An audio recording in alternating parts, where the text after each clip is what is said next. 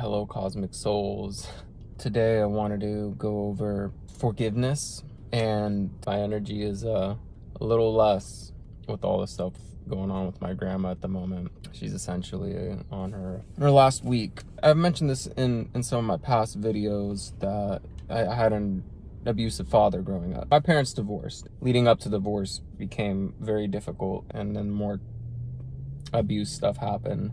My point is 3 years ago, my mom had mentioned that I should reconnect with my dad. I had no intention on doing so, ever. And because my little brother is split custody between my mom and my dad, I'm sorry if I'm looking away too much. Not the easiest thing to talk about, and this is taking a level of vulnerability for me, especially with everything going on. Being sensitive to energy, my mom and my little brother, they're not feeling very good, and my little brother's suppressing a lot of it, and he's struggling to really release his emotions on this. I have a completely different view on the afterlife. So, and last year around this time, when my cat Xena of 14 years passed away, I looked into a lot about grief, and that was the hardest moment of my life. I've never cried harder than I ever had that night. And after she passed away in my arms, it was more of a relief, because she stopped suffering. She got what the vets called cat COVID. Anyway, since then though, I've felt her around, her presence and her energy more than ever. My point is 3 years ago, my mom said I should reconnect with my dad. And because my little brother's been split within custody, both of them, half of the time at my mom's, half of the time at my dad's. And originally the parenting plan was not set that way. We had to actually have a legal battle with that, which was even more turmoil, because somehow the parenting plan was messed up and twisted on the final sign, and we think my dad had something to do with it, which makes a lot of sense. And then he still didn't want to fix it. He wanted to have more, like, the full custody of my little brother, because that was how the parenting plan was. Like, we could only see my little brother if my dad allowed it. I don't know how the mediator wrote this in the agreement at all, when that was not what they talked about in their mediation sessions in their sessions for the divorce. Those 3 years ago, my mom would be like, you should forgive him. And I found myself like releasing all this like energy of like, no way I'm ever doing this. Like, I was, raising my voice in a way I didn't really prefer. All this energy of like all this buildup of all this stuff was coming out. And then 2-3 years ago, when I first started like moving into a forgiveness space and being more of changing the story, because I started realizing at a deep level, everything my dad put me through was for my growth, my spiritual growth. It led me to my spiritual awakening. It led me to wanting to help others in this deep and meaningful way in doing this. And it led me on a path of looking, is there more to life? I benefited from this. It happened for me. And in a deep level, that was the best way my dad knew how to love. It doesn't make anything he did right. My dad did do his best to love me and my mom. On the other side of the coin, he treats my little brother like a prince. And for a long time, I was very jealous of my little brother, because I'm like, dude, you're getting everything you want. Like, you get computers, games, you can play games as much as you want. There was times in my life where it's like, I couldn't even touch like the internet, essentially. Like, there was nothing for me to do. I didn't have internet on my phone, no texting. When I was like 15, 16, 14, I wasn't allowed to play games, couldn't do anything besides like read and write, like just learn stuff for no fucking reason that didn't make any sense to me. And I was always grounded, always punished, always restrained. And I'm like looking at my little brother like, damn, bro, you're living the prince life here, right? And then I realized one day, 4 or 5 years ago, that I was like, you know what? I'm actually really, really happy for my little brother. I was like 23, and I was like, maybe 23, 22. Anyway, I was really happy for him. I'm like, I'm so actually glad you're not getting raised the way I was. I'm glad he's not treating you the way I was treated. Nobody deserves that. Nobody deserves to be put through what I was put through. So I stepped into forgiveness, and I changed the story, and I saw it as a benefit. Again, doesn't make anything he did right. And based off of, his experiences with his abusive dad, it only made sense. And that was the best way he learned how to love. And treat others. However, from the stories that I've heard about his dad, it doesn't, what I've had done to me isn't as bad, but we're not doing the comparison thing. It's like, this was passed down. And it sucked for a long time. Anyway, so I moved into this forgiveness space, and 2 years ago I reached out on his birthday and I said, happy birthday. If you're open to it, maybe we can connect, because it sounds like from what my little brother's experiencing, he's changed a lot and he's gone through his own growth. And my dad wasn't always bad. He really did do his best. The abuse and everything just added up to the point where, like, I didn't speak to him for 7 years. After reaching out to him this last year, he actually helped me with something that I needed help with. I still haven't met him or seen him in person. Just kept postponing it because I didn't really feel ready to meet with him yet. And he helped me with something. He gave me some guidance on, and I really appreciate it. And he really did do his best. He came at it in a different way that I would never expect from him, and he let me know he was there. So part of this is, and the reason why I bring this up is because I still wanted to meet with him and, like, talk about things and, you know, let him know, like, I get it. This was the best version of you. And I know you're doing better, and I know you're treating my little brother better, and you're trying, and I'm not saying anybody should ever go back to, like, an abuser or anything, only if you're ready and they've shifted and you're ready to have this type of reconnection with somebody that I don't even know why I never wanted to until I just stepped into it. Like, why not give it a try and see what happens, because I've healed a lot of that. And again, once I started forgiving him, like 2 years ago, before I reached out and finding forgiveness, the people around me, because I was bringing up this energy of the stored energy, and it was bringing up things of the past, and the people around me, I realized, I was in familiar energy with them. I had people around me that also treated me in ways my dad did, and I didn't realize it because it was familiar energy. And I started seeing more clearly through them, and I realized, like, these people aren't in alignment with me. These people don't care about me, because I ended up being a people pleaser.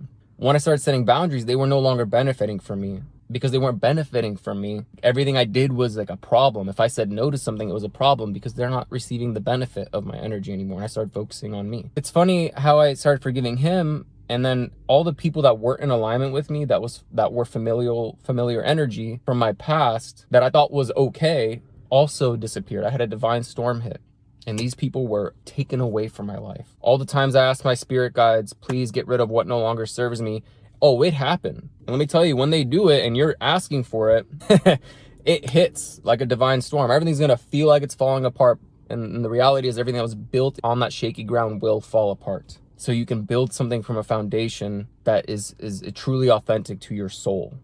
Anyway, so it's been a year since my dad helped me. My grandma's here, so she's on her final days, and I asked my grandma, like, hey, do you want to see him? My mom was okay with it, and I made sure everybody was okay with it. My grandma did, and I did call him, and he did come see her yesterday, and he was just so nice and sweet to her. And these weren't the circumstances I wanted to reconnect with him on. He was happy to see her. You know, he teared up, and he said something to my grandma which meant, like, a lot to me. My grandma's like, my little brother, does he listen to you, to my dad? Like, is he a good, you know? And my dad's like, times have changed. I find myself listening to him more than he listens to me. Turns out that we are actually listening to them rather than them listening to us. And I laughed and giggled, because I was like, damn, that's actually true. Like, I know if I was a dad, I would for sure be learning from my child as they learn from me. It's not like, hey, let me just tell you how to live your life. You know, I think it's, you know, let them know what's important, like these areas that you should be careful with, and like guide them. However, they're always going to make their own choice at the end. A lot of these kids rebel because they're forced into being a way that they're not meant to be. And that creates a lot of trauma and suppression and depression. And the thing for me was I wanted to make sure he had the opportunity to see my grandma at least one more time before she passed on. And it turned out really, really good. And at the end, I let him know, like, these weren't the circumstances I wanted to meet with you on. I do still want to meet with you. I have a lot on my plate still, and I'm still focusing. But part of it is, like, my dad hasn't seen me with long hair. My dad hasn't seen me in 7 years. I haven't seen him in 7 years. I think we ran into each other at the store once, and it was kind of like a quick thing. I didn't really recognize him.